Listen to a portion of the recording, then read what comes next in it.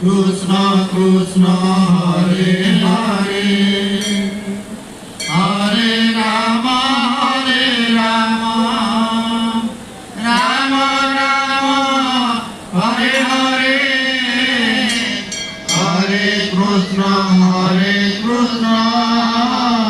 Krishna Krishna Hare Hare।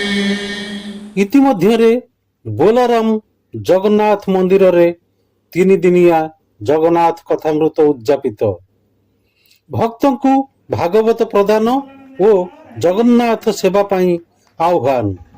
ସ୍ଥାନୀୟ ବୋଲାରାମ ଜଗନ୍ନାଥ ମନ୍ଦିର ପରିସରରେ ଆୟୋଜିତ 3 ଦିନିଆ ଜଗନ୍ନାଥ କଥାମୃତ ପ୍ରବଚନ କାର୍ଯ୍ୟକ୍ରମ ବେଶ ଆଡମ୍ବର ସହକାରେ ଉଦ୍ଯାପିତ ହୋଇଯାଇଛି। ଉଦ୍ଯାପନୀ ଦିବସର ଏହି ଭବ୍ୟ ସମାରୋହରେ ମନ୍ଦିର କମିଟିର ସଭାପତି ଡକ୍ଟର ବି.ଭି. ପୁରୋହିତ ଏବଂ ସମ୍ପାଦକ ରବୀନ୍ଦ୍ର ଗିରିଙ୍କ ସମେତ ଅନ୍ୟାନ୍ୟ କର୍ମକର୍ତ୍ତାମାନେ ଉପସ୍ଥିତ ଥିଲେ।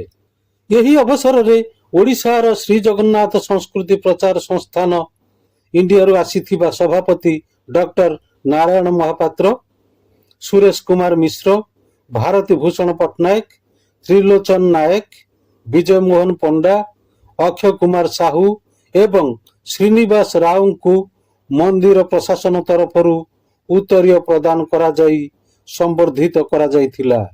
ଏଥିସହିତ ମୁଖ୍ୟ କଥାବାଚକ ପଣ୍ଡିତ କାଶୀନାଥ ମିଶ୍ରଙ୍କୁ ମଧ୍ୟ ବିଶେଷ ଭାବେ ସମ୍ମାନିତ କରାଯାଇଥିଲା। କାର୍ଯ୍ୟକ୍ରମର ପରବର୍ତ୍ତୀ ପର୍ଯ୍ୟାୟରେ ପଣ୍ଡିତ କାଶୀନାଥ ମିଶ୍ର ଓ ଡକ୍ଟର ନାରାୟଣ ମହାପାତ୍ର ମିଳିତ ଭାବେ ଉପସ୍ଥିତ ଶ୍ରଦ୍ଧାଳୁମାନଙ୍କୁ ପବିତ୍ର ଶ୍ରୀମଦ୍ ଭାଗବତ ଗ୍ରନ୍ଥ ପ୍ରଦାନ କରିଥିଲେ ଏବଂ ପ୍ରତିଦିନ ଏହାକୁ ପାଠ କରିବାକୁ ପରାମର୍ଶ ଦେଇଥିଲେ।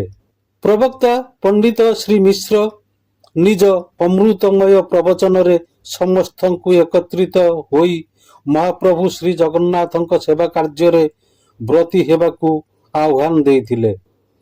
ଏଥିସହିତ ସମଗ୍ର ବିଶ୍ୱରେ ଜଗନ୍ନାଥ ସଂସ୍କୃତି ଓ ମହାପ୍ରଭୁଙ୍କ ଲୀଳା ମହିମାର ପ୍ରଚାର ପ୍ରସାର କରିବା ପାଇଁ ସେ ସମସ୍ତ ଭକ୍ତଜନଙ୍କୁ ଅନୁରୋଧ କରିଥିଲେ। ଏହି ଆଧ୍ୟାତ୍ମିକ କାର୍ଯ୍ୟକ୍ରମରେ ବହୁ ସଂଖ୍ୟାରେ ଜଗନ୍ନାଥ ପ୍ରେମୀ ଓ ଭକ୍ତ ଶ୍ରଦ୍ଧାଳୁ ଯୋଗଦେଇ ହରିବୋଲ ଓ ହୁଳହୁଳି ଧ୍ୱନିରେ ପରିବେଶକୁ ବୈକୁଣ୍ଠମୟ କରି ଗଢ଼ି ତୋଳିଥିଲେ। ଜୟ ଜଗନ୍ନାଥ। ଧନ୍ୟବାଦ।